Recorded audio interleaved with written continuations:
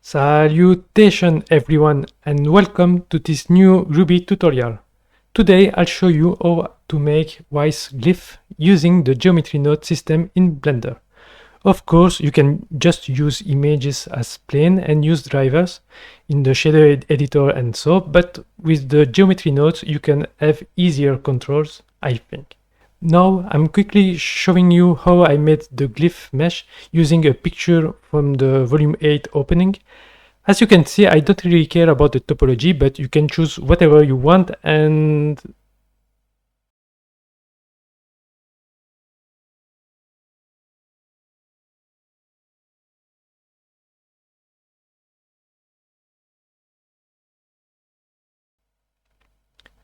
I'm still sticking to the glyph I did in 15 minutes. So let's start.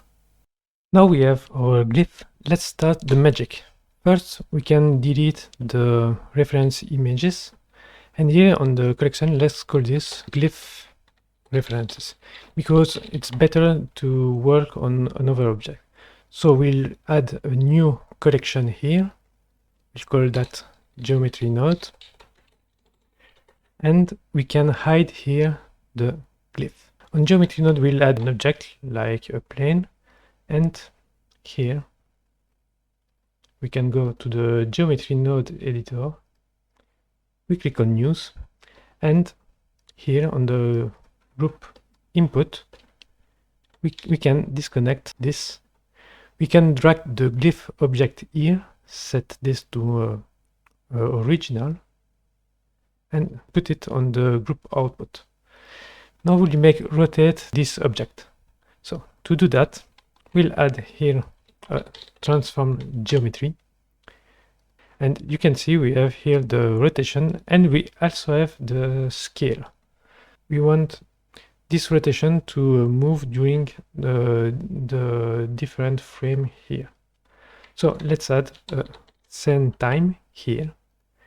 So we add the send time, and we want to combine X, Y, Z, and we want to move the frame only on the Z axis. So let's plug in here. Let's plug on the rotation, and now if we rotate, you can see the glyph rotate in the good direction, but it's not actually at the right speed. So let's do something. We'll add here a math editor, and we'll put this on multiply, and let's multiply by 0.3, which is actually divided by 0.3. And you see it's still too fast, but let's add I'll show you why I use this multiply later. Let's add another multiply here, and let's put 0.1. And we also want that when this move, we want the scale to get bigger and smaller. So we'll take the first multiply here to a second multiply, and let's put this on 0.7, and then let's add a clamp node. So why do we use a clamp? I'll show you. If I only put here the second multiply on the scale, you can see that every frame it will get bigger, bigger, bigger, and bigger until the infinite. But with the clamp, we say that okay, when this value that came on frame that is multiplied by, through this and this, we want that when it's 1, it's stop. So if we put the clamp here on the scale, you can see that it gets bigger, it rotates, but it doesn't get bigger and bigger in the infinite. So you can see that after a while, it stops. So we can have this effect. Okay, so now we have our glyph rotating. We'll add the cycles we can see. We can do the traditional way by adding a cycle here like an object, but I'll show you how to create it with the geometry nodes. So let's disconnect here for now the transform geometry node, and let's add a curve cycle here. So if we connect this curve cycle, you can see we just have this one. Let's say we want a bigger resolution of every vertices here, so let's put here at 50, and let's duplicate this curve cycle a second time, because we'll need to fill each one with another node. So first we will join geometry of each one. So let me put this here so that you can see what we do. Here we have actually two cycles. If I put this radius down, you can see we have a second one. To fill this curve, we'll add a fill curve node. You can put it on n-gons or triangles, it's the same. And now we could play here to say, okay, we want the good radius, but we'll need this at least 2 times. So let's do something different. We know that we need to scale the circles, so we'll add here a scale element here, so that you can transform the scale. We'll use it with those nodes with the same time here.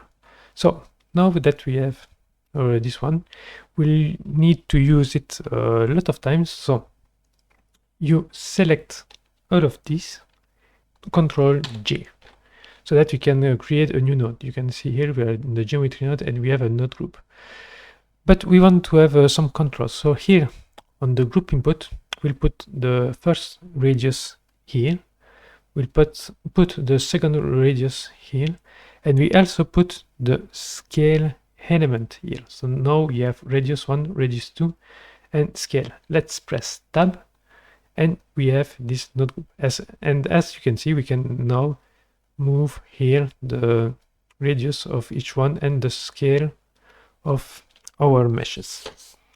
So now you can choose which is the radius of everyone. For my example with this glyph, I think a radius of 0.95 works well, and on the second one 97. Now that we have this nodes group with a different radius, since we need more than just one circle, we'll duplicate this with Shift D here, and again we'll select those two and we'll press a new Control G to make a new group. So now here on the node group, you can put here the second geometry to the second input, and on the scale here we can put it to the group output. So now if you are in one of those groups and you press tab and you can go back, it's because you need to press Control Tab 2 times and you return here on this group output. So now we have our geometries and we have our different scale for the 2 objects. So now that we have this scale, those scale, we need to duplicate a further time here, and let's join the geometry every one of those nodes group here, and let's drag it. And here we will change the scale of our different node group. For the first one, I'll put on 2.13, and on the second scale we put 2.36. And as you can see, we have a different scale for our object, and the second one we'll put here on 1.44, and the second one to 1.51 here. And now that we have here our group, our nodes, we can join this with the first glyph, and it should match perfectly. Okay, so if you want to change here your resolution because you don't like this, you can still return to one node group, go back and change the resolution of one of two. It will change the resolution of every single one. That's why I put here the same group and I duplicate each one. But now you can see one of the problems is that the glyph scale but not the circle. So to use that, we'll duplicate this transform geometry to this one. Since I don't want to have those weird overlap between the first glyph and the circle, here on the Z translation, I put slightly down to minus 0.01, and we'll have a better effect. You can't really see that, but it will looks better when you do that. Here on the first multiply, let's drag here. If you put on directly on the scale, you will have this problem of the scale being way too bigger. So we need to duplicate this clamp to 1, and now you can see that the glyph get at the good place. Now let's add some control, because as you can see, this animation will start on frame 1 and it will end and it will never end. So to select when we want the animation to start, we'll need here this group input. So here on the frame and over multiply, we want that this frame start, let's say, at the frame 40 here. So let's add a math node, but instead of adding a number, we'll subtract a number, and we'll subtract exactly 40. So as you can see, when I'm on frame 1, this frame is is 1 minus 40, which means less than 0, and nothing appears. But when we are at the 40 frame here, it means that we have 40 minus 40. But at 41 we have our first frame that will start everyone. So as you can see here, the animation start at frame 40. We want to have some control, and that's why I use the geometry nodes. So let's take here the group input, take here the value, and put it on the group input. So here you can choose at which frame this animation should use. We can also rename this by clicking here or pressing N. You go to node, click here on group input, and on group here you can select value. It's a float. You can set the default of the maximum. It doesn't change a lot, but here on the name value you can put the name start semblances, for instance. So if I want here to start at a frame 20, I can just change in the modifier property the number by 20, and as you can see, it starts on the frame 20.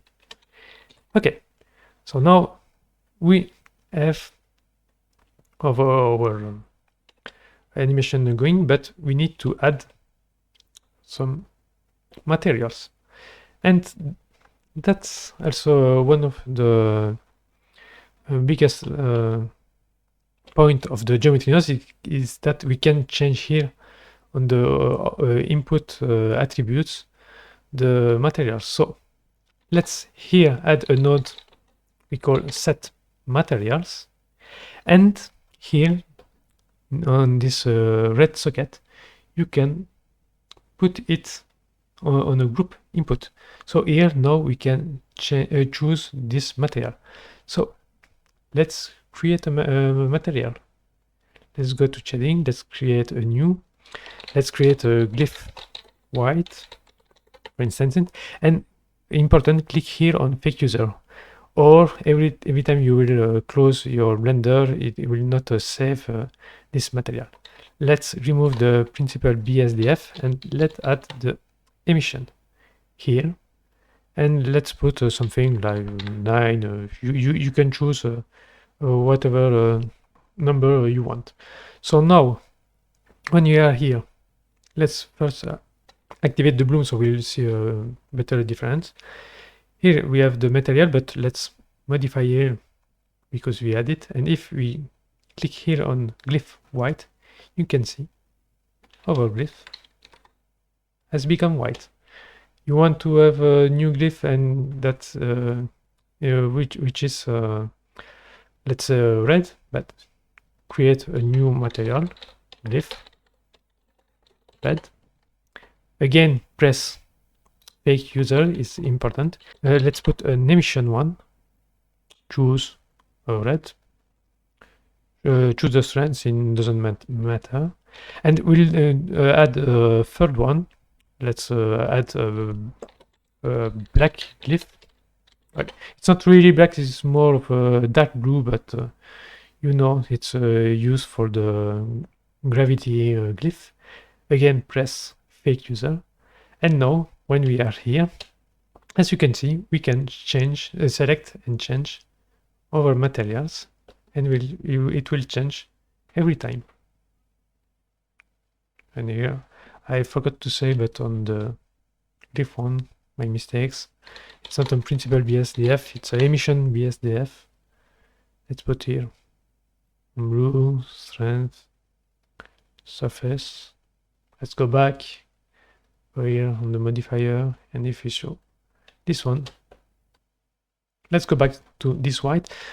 You see that when we watch the animation, actually we have those spikes that move separately. So what we can do, we can for now mask our geometry node. Let's return to our glyph references. Let's click on the glyph, press tab to go to edit mode, and what we'll do, well, we'll select every spike and we will separate them. You can press C, you have these tools and you can select each one. Be careful not select any other mesh. So you select every plane you want to separate. Once you have done that, right click, press P and select, click on selection. And now if you return on object mode, we have those one. Let's call this glyph spikes for instance. So let's hide and let's return to our geometry nodes. As you can see, since we changed the glyph, we miss our spikes here, but it's not a problem because we still have here on the glyph references. So now we can return to our glyph geometries and let's drag here the spikes. And what do we do? Again, geometry, transform, you know how it is. Let's take here the combine for the rotation, so that put here on the rotation and put this here on the joint geometry so that we can see. You can see that the spikes turn just like before, but we want this to turn on the other side. So how do we do that? It's easy. Let's add vector mass for this time, because as you can see here we have a green socket, so we need a green socket, and we want this to put on multiply and multiply everyone by -1, so that instead of rotating on a positive side, it will start rotating on the other side, as you can see. And also we want this to scale. So what do we do? Well, you know, it's the same principle, but we can use here the clamp because it needs to transform with the same speed. So let's take this clamp and let's put here to scale. And now if it try, it works. And that's it. This is how you create your glyph semblances.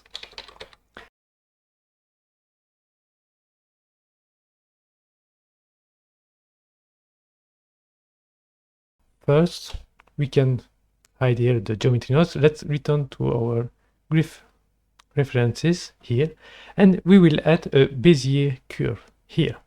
It's because with the Bezier curve you can select every mesh, you can delete, and here on the edit mode you have the draw tool, which means you can draw your line. So let's say that we want those glyphs to appear on every point of this mesh. So let's hide everything. Let's return back to our geometry nodes, and here on the geometry node we can click on the Bezier curve and drag here. So now we have our Bezier curve. Let's put this on an instance on points here, and let's take this one to instances, which means on every point of this Bezier we will have this.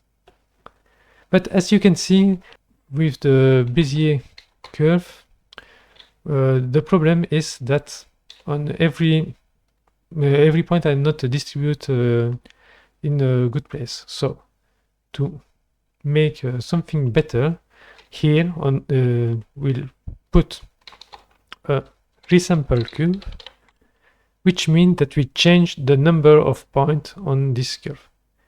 And you can select here if you want on evaluated, count on less, and as you can see I can put less number. 6 here works well. But we don't want every glyph to appear at the same time if we don't want to make a final move. So let's make them appear like 1, 2, 3. So to do that, what do? We add here a trim curve, meaning that when we use a curve here with the end, we can't move when disappear. So you can start with one glyph and then the other one appears like that. And if you want more control here with the geometry nodes, you can still use here the group input. You take the end point and you drag this here, and voila, you have your glyph appearing when you want. Now to add this cool effect, what we do is that we take one of those circles. So you can choose here in the node group one of these 4. I think it's this one I need. You put an extrude mesh here, and to see what we are doing with this extrude mesh, here after the set material for the glyph, we add a join geometry here, and now we can see that we have this circle. Also need to put texture on this, so we'll add first a set material here, and I already created here mesh to make this. I'm showing you right now how I made this setup. Now that we have these materials and this extrude mesh, all we need is to make it rotate and scale with the glyph, so that we use a transform geometry node as always. We take the first clamp here, so the one we use before for the circles, we'll take it and we'll put it on the scale, and now it will scale at the same time. And to make it rotate as the other one, we need to choose this combine XYZ that we used before for rotating the glyph. So let's take this combine XYZ to the rotation, and now as you can see, the glyph is moving each keyframe. Also you can see that we have some here some distances, so you can go back here to the transform geometry and put minus 0.1, and now it's okay. And if we play the animation, you have this Wonderful glyph. If you need to rotate all these instances, don't forget that here on instance on point you can change the rotation on each axis as well as the scale of your object. Thanks for watching everyone. If you use this tutorial, you can send me your animation result on my Twitter, and if you don't want to miss any other videos that I make, you can subscribe. Thanks for watching and enjoy. Bye.